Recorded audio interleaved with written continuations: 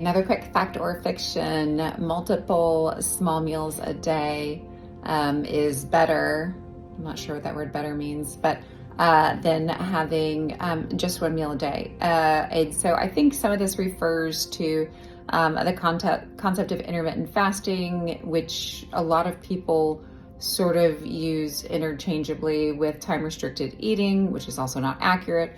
So, intermittent fasting from a medical or obesity medicine perspective is going to refer to, hey, on some days, I'm not eating or fasting, and on other days, I'm having kind of normal intake pattern, whatever that means for that person, versus, day to day, I'm only going to eat, one meal a day or between such and such hours. So, first, understand everyone's pattern for success can be different. A lot of that's going to be determined by your underlying physiology.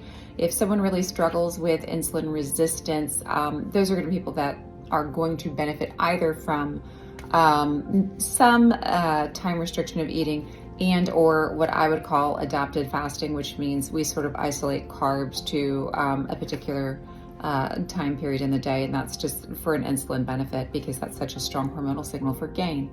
But in terms of this dogging on like time restricted eating, that there is somehow this concept that we need to eat, artificially multiple times a day, absolutely not. So this is where a lot of times I'll tell patients, like, you're a human being, right? Like, you're the pinnacle of evolution on this planet. You really think that your body has no way to tell you like when to eat? Probably not.